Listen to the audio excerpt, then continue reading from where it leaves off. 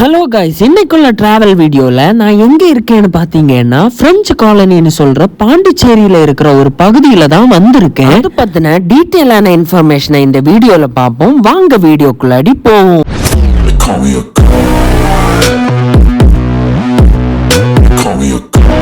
இந்த பிரெஞ்சு காலனிக்கு நீங்க எப்படி போகணும்னு பாத்தீங்கன்னா பாண்டிச்சேரி மெயின் பஸ் ஸ்டாண்ட்ல இருந்து வெறும் 3 கிலோமீட்டர் தூரத்துல தான் இந்த இடம் இருக்குது. இந்த பிரெஞ்சு காலனிக்கு நீங்க மெயின் பஸ் ஸ்டாண்ட்ல இருந்து ஆட்டோல போனீங்கன்னா 100 ரூபாவும், ஆட்டோ ரிக்ஷால போனீங்கன்னா வெறும் 10 ரூபாவும் தான் சார்ஜ் பண்றாங்க.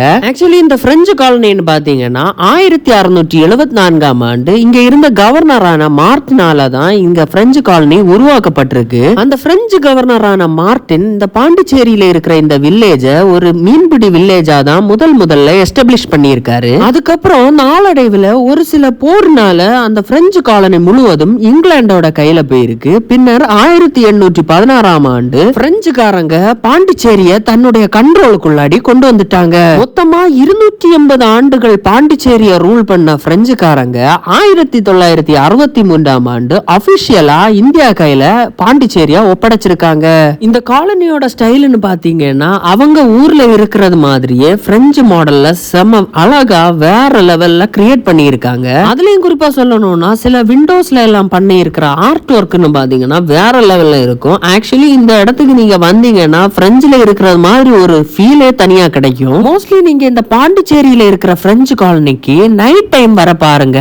ஏன்னா இங்க இருக்கிற ஸ்ட்ரீட் லேம்ப் எல்லாம் பாக்குறதுக்கு பிரெஞ்சு நாட்டுல இருக்கிற ஸ்ட்ரீட் லேம்ப் மாதிரி தான் இருக்கும். அதோட லேம்ப்ல இருக்கிற லைட்டோட அரேஞ்ச்மெண்ட் பாத்தீங்கன்னா செம அழகாவே தோன்றும். நீங்க பிரெஞ்சு காலனில இருந்து ராக் பீச் போற வழியிலே பல விதமான ஷாப்ஸ் அங்க இருக்குது. சோ உங்களுக்கு தேவையான திங்ஸான ஸ்நாக்ஸ், டீ, காஃபி, கிஃப்ட்ஸ், அப்புறம் ஆன்டிக்யூஸ்னு சொல்லி பல விதமான திங்ஸ் கிடைக்கிற ஷாப் அங்க அவைலபிளா இருக்குது. அண்ட் இன்னொன்னு குறிப்பா சொல்லணும்னா ஸ்டார்பக்ஸும் அதுக்கு பக்கத்திலேயே அந்த பிரெஞ்சு காலனிக்குள்ளாடியே இருக்குது. இந்த ஸ்டார்பக்ஸோட ரைட் அண்ட் லெஃப்ட் சைடுல இருக்கிற வால் பெயிண்டிங் அப்புறம் அந்த கார்டன்ல நிறைய பேர் வந்து போட்டோ ஷூட் எடுக்கிறாங்க.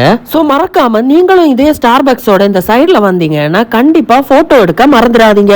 அண்ட் அந்த ஸ்டார்பக்ஸோட ஷாப்னு பாத்தீங்கன்னா பிரெஞ்சுக்காரங்களால உருவாக்கப்பட்ட பில்டிங்கோட ஃபர்ஸ்ட் ஃப்ளோர்ல தான் இந்த ஸ்டார்பக்ஸ் கடையும் இருக்குது. அங்க போகணும்னு நினைக்கிறவங்க கண்டிப்பா அந்த கடையில ஏறி பாருங்க.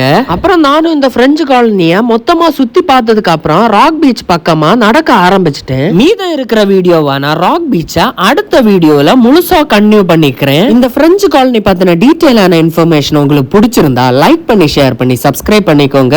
இந்த மாதிரி டிராவல் வீடியோஸ் பத்தின வீடியோஸ் உங்களுக்கு பார்க்கணும்னா என்னோட சேனலான லியோ விளாக்ஸ்ல டிராவல் பிளேலிஸ்ட்னு சொல்லி ஒரு பிளேலிஸ்டே கிரியேட் பண்ணியிருக்கேன். அதுல நிறைய வீடியோஸ் போட்டிருக்கேன். அதை கிளிக் பண்ணி எல்லா டிராவல் வீடியோஸும் பார்த்துக்கோங்க.